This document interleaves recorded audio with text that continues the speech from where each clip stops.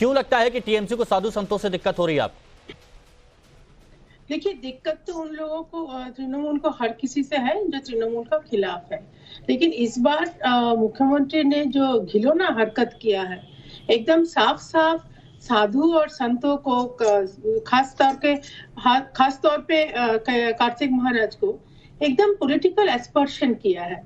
और ये सबको पता है, लेकिन मुझे ये कहना जरूरी है कि रामकृष्ण मिशन, भारत सेवाश्रम और इस्कॉन जैसे जो संगठन है, हाँ माना कि वो लोग हिंदू है, लेकिन वो लोग पॉलिटिक्स से एकदम 100 मील दूर रहते हैं।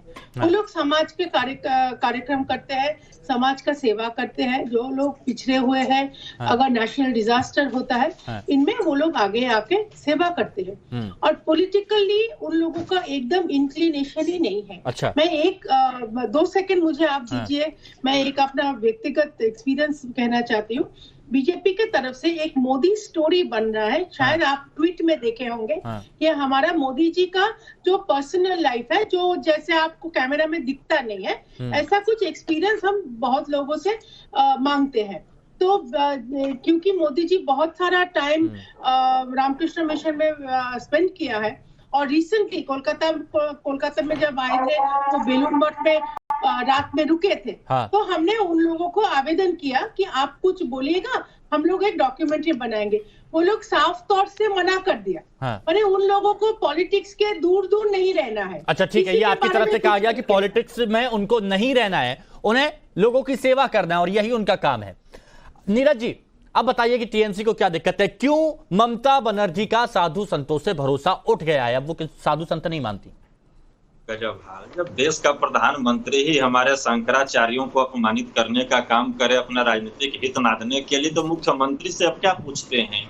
प्रधानमंत्री जी बोल रहे थे, मतलब ममता बनर्जी कर रही हैं। अब सुनिए, अब बोलूंगा तो मुंह पे लगा देंगे हाथ में, रुक जाओ। हम थोड़ा सा बोलते हैं तो उसमें विस्तार में बोलते हैं। प्रधानमंत्री जी वहां बंगाल की परंपरा पे चोट पहुंचाने के लिए बोल रहे थे, लेकिन देश की परंपरा को ये हमारे महाभाग शंकराचार्यों को अपमानित करके राम मंदिर के उद्घाटन में ये देश की परंपरा को बढ़ा दिए क्या? नीरज जी, सदरूपा जी, मैं आपके बीच में नीरज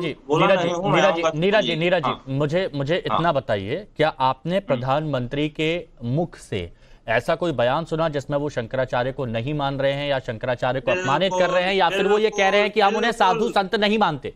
बिल्कुल। अब सुन लीजिए, सुनाइए मेरे को, सुनाइए सुनाइए ना, मुझे बयान सुनाइए। याद देखिए, झूठी बातें मत करिए, या बयान सुनाइए। सुनाने देंगे तब ना। सुनाइए। सुनाइए क्या मतलब? आप अंगुली डालेंगे मुंह में? सुनाइए। अरे हम अब आपके मुंह में अंगुली क्यों डालेंगे? आप बताइए ना।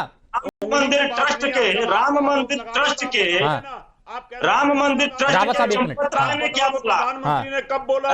रावत साहब एक मिनट प्लीज, नीरज जी को बात पूरी करने दीजिए। हाँ, आप बोलिएगा। कॉपीराइट सनातन आप ही का नहीं है, मैं भी सनातनी हूँ, आपसे प्रमाण पत्र नहीं मांग रहा हूँ। चंपत राय ने क्या बोला था कि याद है? प्रधानमंत्री जी का कोई भी बयान आया इस पे? मुझे एक बात बताइए, सुनिए नीरज राय जी, मेरे को अभी टीएमसी के बारे में आप बताइए, या फिर अगर प्रधानमंत्री की बात कर रहे हैं मोदी की, तो उनकी तरफ से अगर ऐसा कोई बयान आया है तो वो आप मुझे यहाँ पर सुनवा दीजिए। मैं यहाँ पर इस मंच पर झूठी बातें नहीं प्रचारित करूंगा, ना प्रसारित करूंगा। देश के प्रधानमंत्री हैं, प्रधानमंत्री। तो उन्होंने कहा कि अब मैं साधु संतों को नहीं मानता।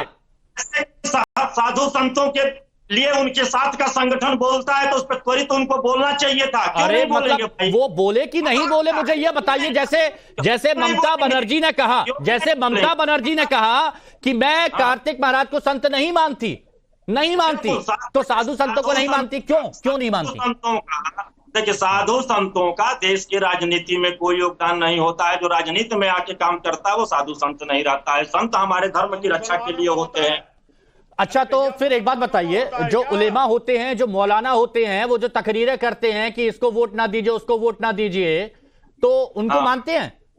इसके लिए सनातन के जो ठेकेदार बैठे हैं 10 साल से, वो बताए ना। अरे तो मेरे को ये बताइए, आप लोग ये क्या सिलेक्टिव अप्रोच है?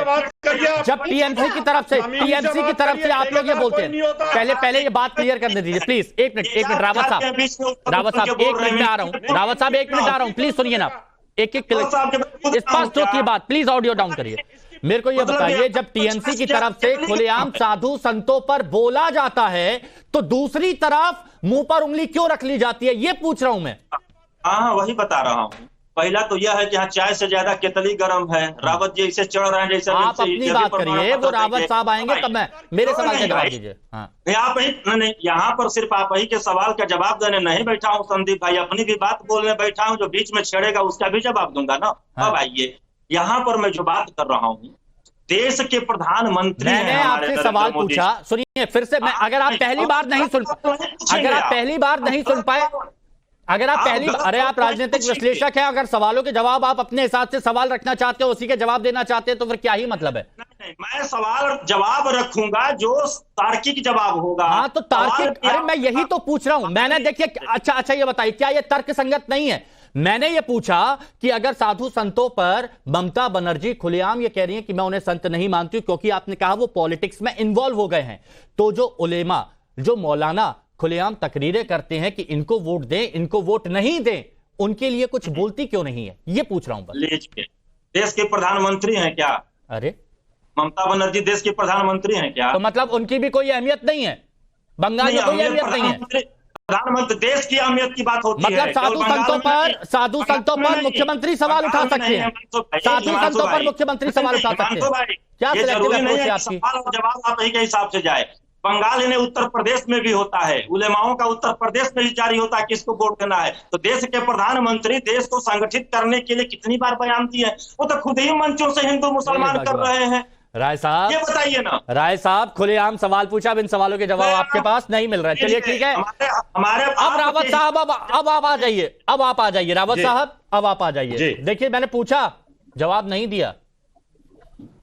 जवाब है नहीं तो देंगे कहां से? अगर आप कुतर्क करोगे तो कुतर्क का तो कोई जवाब होता नहीं है। इन्होंने कहा शंकराचार्यों को, उन्होंने कहा कि मैं शंकराचार्यों को नहीं मानता, उन्होंने कभी कुछ नहीं कहा। वो हमेशा इतने धार्मिक आदमी है, हर एक शंकराचार्य के बात चाहते हैं। वहां भी अभी गए थे, द्वारका के अंदर भी गए थे, वहां शंकराचार्य से जाकर के उन्होंने आशीर्वाद लिया, नमन लिया। अमित शाह वहां पे गए, उन्होंने आशीर्वाद लिया, नमन लिया। लेकिन अगर कोई भी शंकराचार्य किसी वजह से नहीं आता है, उनकी अपनी पर्सनल बातें होती हैं, लेकिन देश का प्रधानमंत्री सर्वोच्च होता है।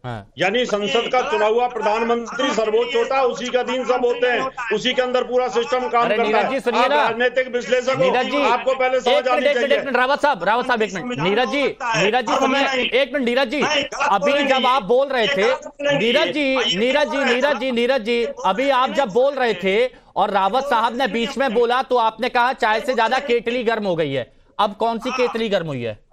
इन्हीं वाली केतली गर्म हो रही है प्रधानमंत्री। तो फिर बीच में क्यों बोल रहे हैं? उनको बोलने दीजिए ना, उनको बोलने दीजिए ना, उनको बोलने दीजिए ना। फिर मैं आऊंगा आपके पास। अभी तो देखिए सैयद जब्बार साहब भी उनके पास आ रहा हूं।